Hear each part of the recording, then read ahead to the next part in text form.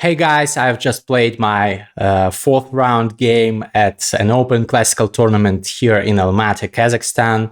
I've played this game at 90% accuracy. I've made a brilliant move according to the engine. So I'm happy to show this game to you.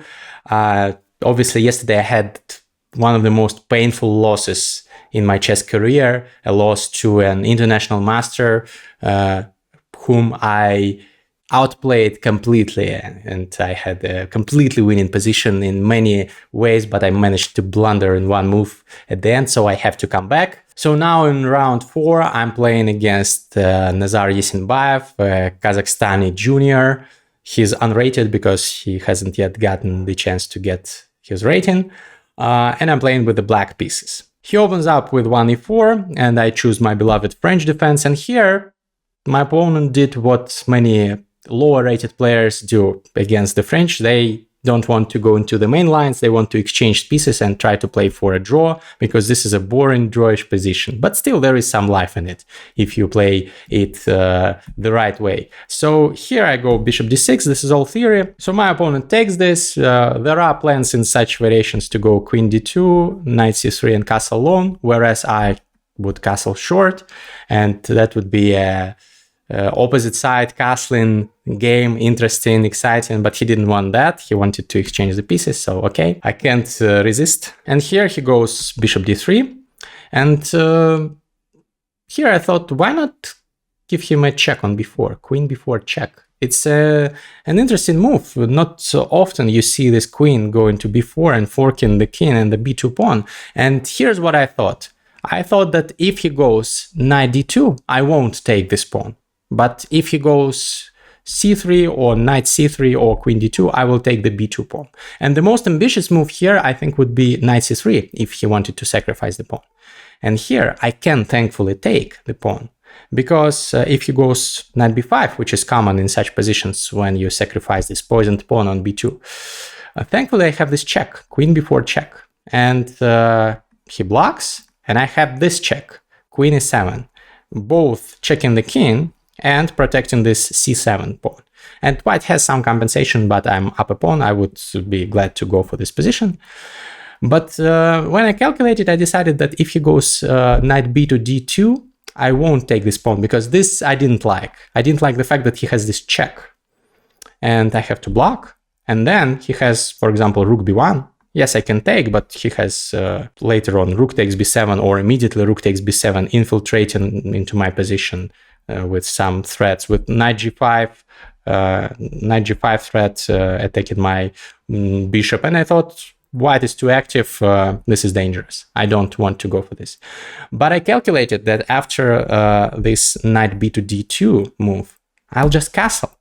And here it's really unpleasant for white, because if white defends the pawn, because the pawn is still hanging, and white protected the pawn, which is not the best move. White should have given up this pawn. White should have castled here, but that would leave me up a pawn.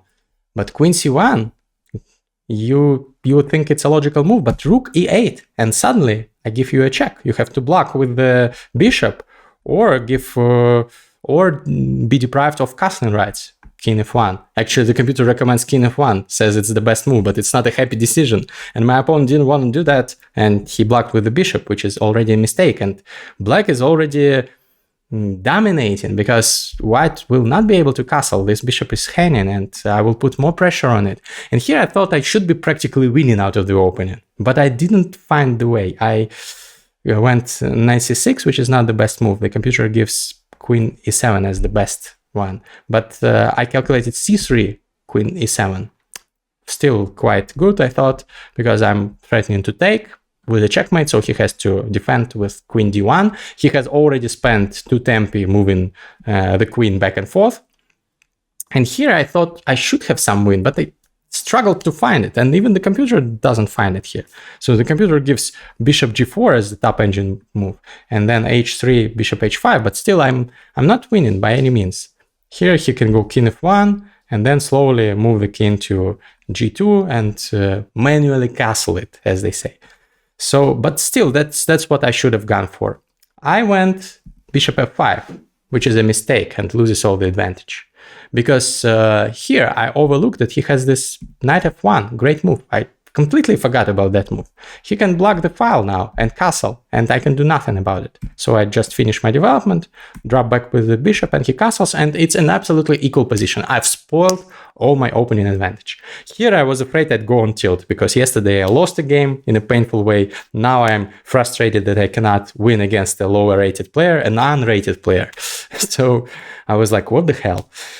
And then I thought, okay, I'll try to put pressure. And I went knight e4. So the idea of that move is that if he does nothing, if he just like, I don't know, goes to h3, I'll take on f2. And if he takes, I take the knight. So this is the idea. I'm threatening to take on f2 and then take the knight and win a pawn as a result. So because of that, he finds the defense, queen c1. Good move. Now, if I take, he will take with the king, and there will be two defenders of the knight, and I will be just down a piece. So here, I was sitting, hands on my laps, and I was telling myself, don't play f5, don't play f5, don't do this, it's too dangerous. I knew it's a bad move, but I still made it. f5, it's not like a mistake, but it's an inaccuracy, because I weakened this diagonal. So, for example, white already has the c4 plan.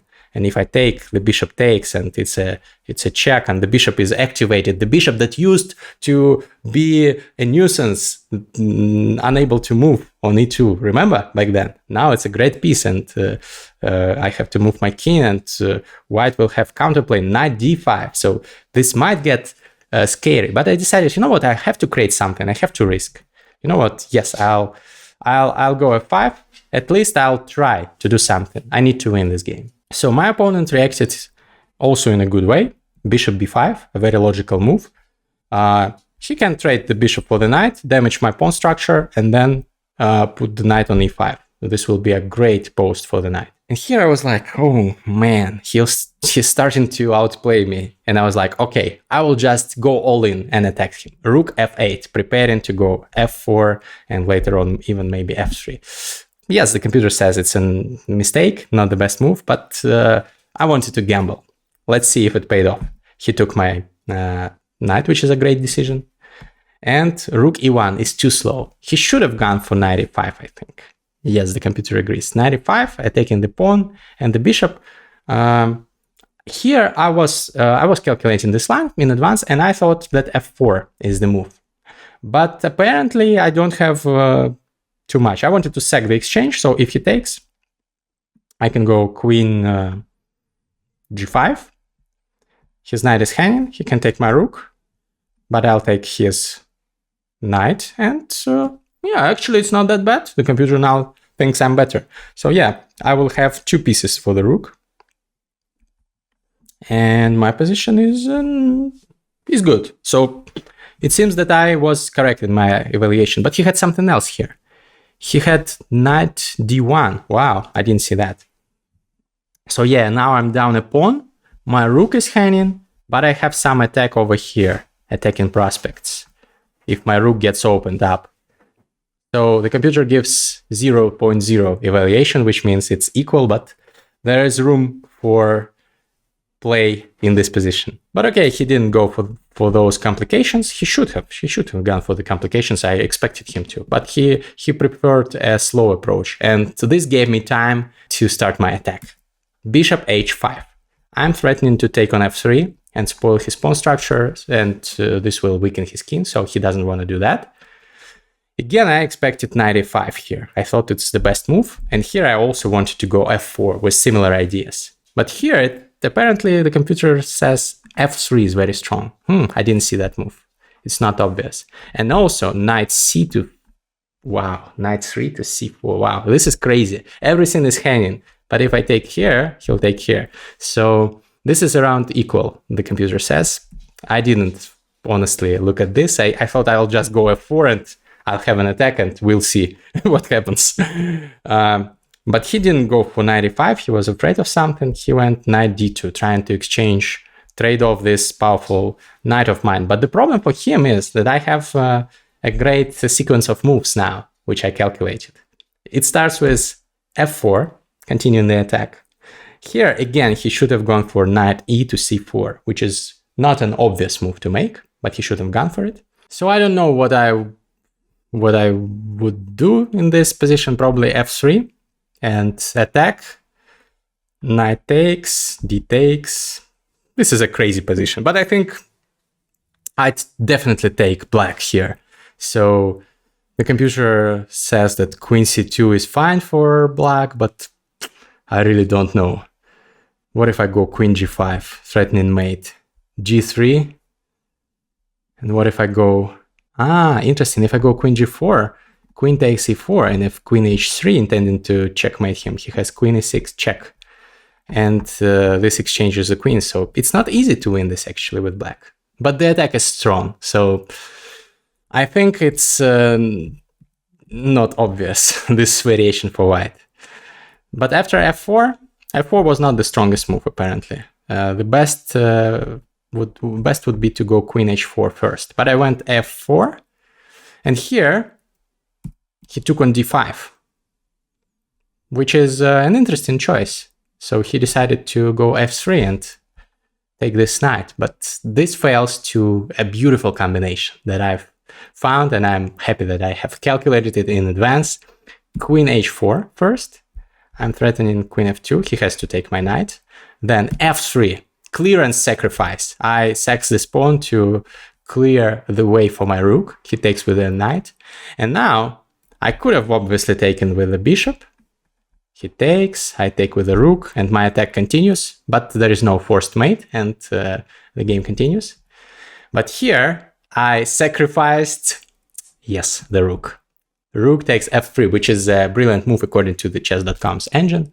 So the bishop here is more useful than the rook in the attack. I'm threatening mate, queen g4 check, and then queen g2 mate.